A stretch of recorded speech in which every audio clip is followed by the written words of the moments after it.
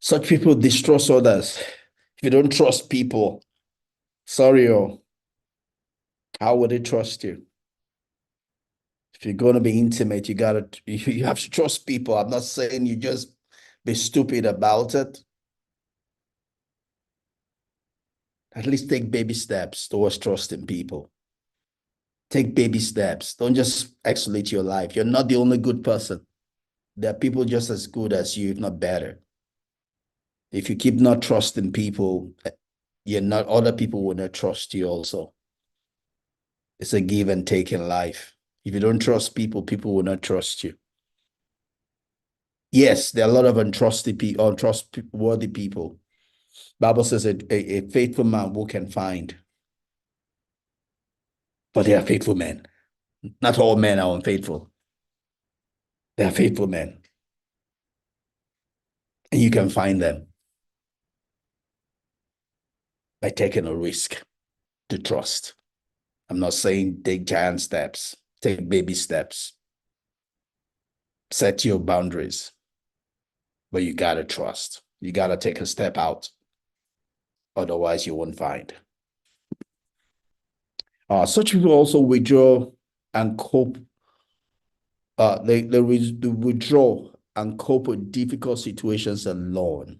When you're a loner, you're keeping it to yourself. You're going through trouble, you're keeping it to yourself. You don't share it. I remember someone I was chasing after for years, and I see the mood swing. Sometimes I go to visit her and we have an awesome time. Sometimes I go and it's like I'm not there. I'm saying it's like, why did I come? But not she's not speaking. And I grew up a shy person. Once in a while I break out and I talk, but I don't get the response back till I got to a place where I couldn't even talk myself. And no wonder it didn't work, even after chasing after that for 11 years. I loved her, still do, but it didn't work. It takes two to tango. It had nothing to do with God. It had nothing to do with demons. It was just someone that refused to open the heart to love and be loved. If you're going to have a good life, then you have to learn, to invite other people into your space. Invite other people into your space. Build yourself enough to be able to handle people in your space. Life is all about driving people away from your space. You're not going to have the best of life alone. Such people rely on themselves for emotional support. I mean, it's okay to rely on yourself for emotional support, but it's not enough. You need other people also. Someone to touch you, someone to hug you. I love you. I love hugging people. Someone to hug you, someone to kiss your forehead, someone to say you're beautiful, someone to say you're handsome, someone to say something good about you. Yes, you do that to yourself, but that's not the complete. The fullness is getting other people to be able to do that for you. They're not going to come if you don't let them in. Such people struggle to share their thoughts and feelings with others, right? Yeah. And that might be your place right now, but you need to grow. You need to grow. You can do better. You can do better. You can do better. Right? We build relationship by sharing with other people, by communicating, by inviting people to see what we see. Because you're not going to feel intimate unless you feel heard. And you are not going to feel heard if you are not speaking. You're not going to be intimate or feel human unless you feel seen. You're not going to be seen unless you make yourself available. You're not going to be loved if you're not there to be loved.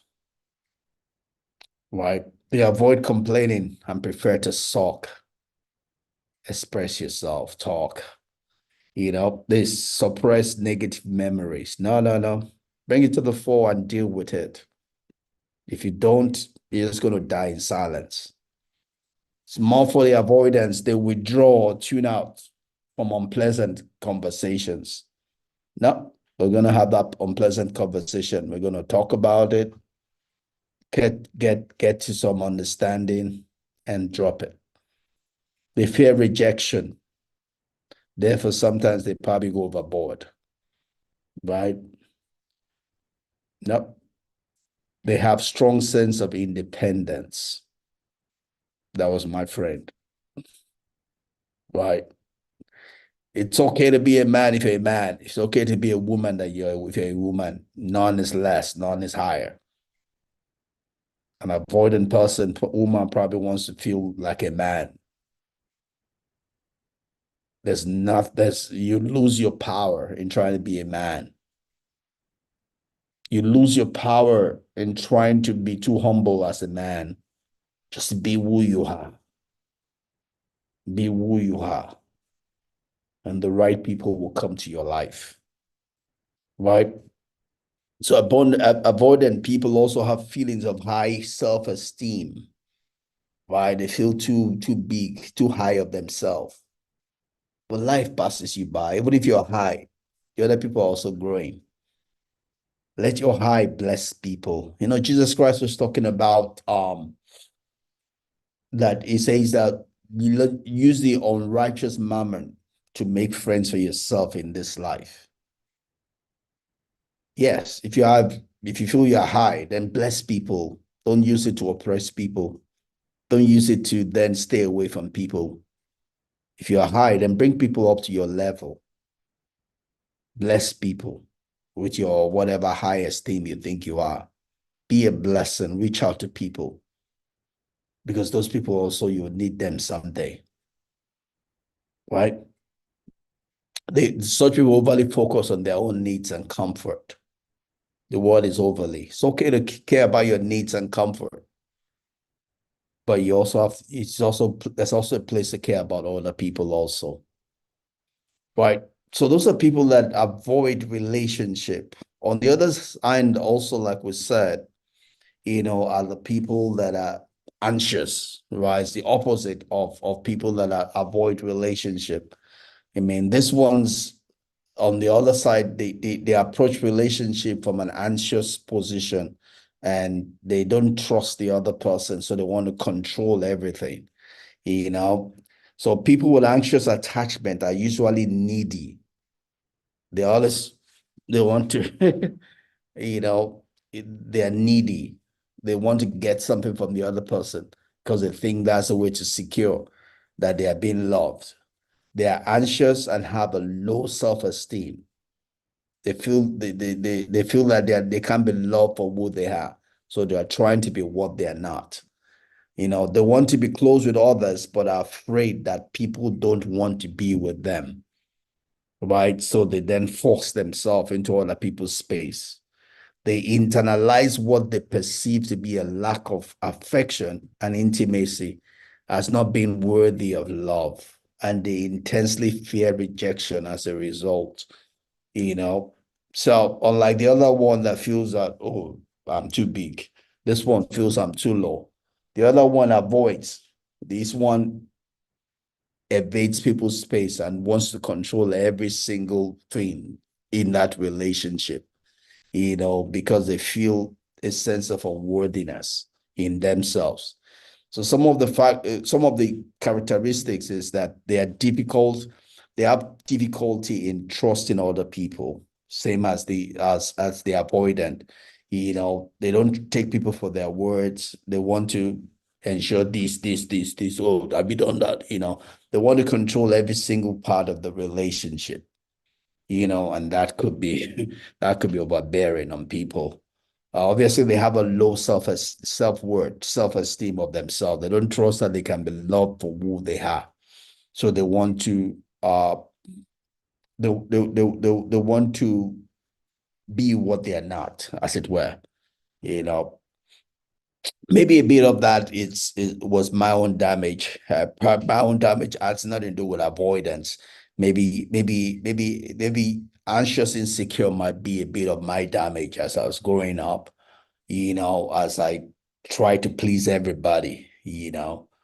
Uh, yeah, but that's a weakness. It says the worries that your partners will abandon you. That's a bit of a weakness. And I can say maybe that's a bit of what could be the coloring in my life, you know, in trying to please people, in trying to, be in the good book, be nice to people. It's okay to be nice, but there's a limit, you know. Uh, Not do it from a place of feeling unworthy or trying to be concerned about what people will think about you, you know. So it's a craving for closeness and intimacy. I had that. I had that. I wanted to be close to people. I wanted to have close friends, and I gave, probably overdid it in some sense. In my secure place, I probably did it in the right, right quantity. Uh, in my insecure place, maybe I went overboard in some things. Uh, as far as the lady I was chasing is concerned, I sure went overboard. But that was then in my stupidity, my immaturity. Uh, but such as people that are anxious, and insecure, there's a craving for closeness, there's a craving for intimacy, unlike the avoidance, they are running away from it. These ones are looking for it, but not looking for it in a balanced form. That's the difference. And they could be overly dependent in relationship. It's requiring frequent reassurance that people care about them, and they could be overly sensitive to their partner's actions and mood, and that's probably a bit of me also as an empath. I'm sensitive, I read people's face, I read people's mood, and I interpret it, and in an insecure state, that took a lot from me. But in a secure state today, I'm able to better balance that. I don't allow that trouble me too much. It has a tendency to, but then I have to put it where it belongs. You know, I can read people's mood. I can read the energy in the room. And I try to make it the energy that I want.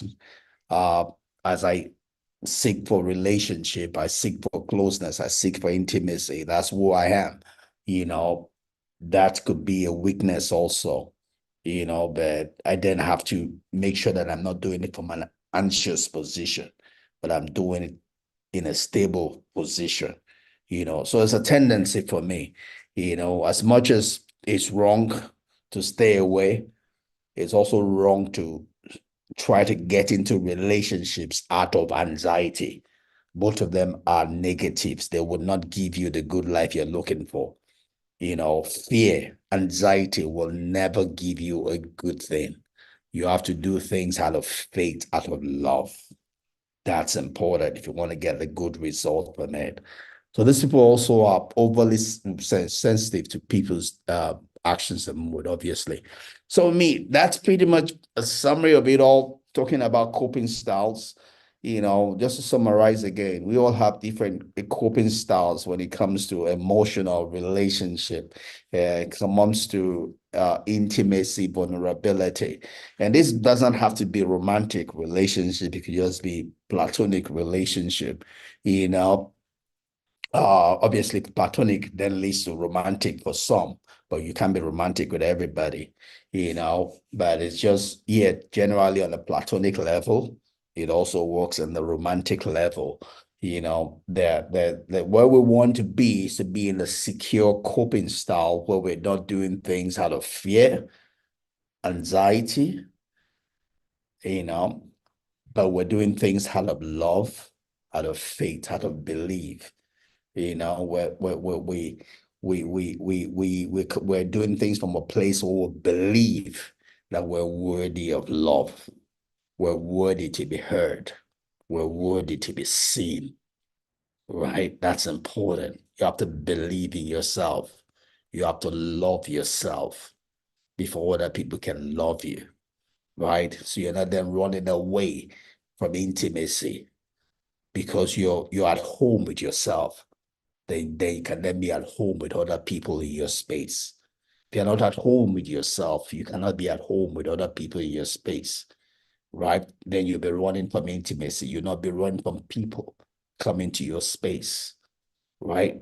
Just like the DSTV came to my house yesterday, and I didn't want him to come into our bedroom because we do have a DSTV station in our bedroom, but I couldn't sort it myself, so I had to bring him in. But you see, I could bring him in because my bedroom was okay.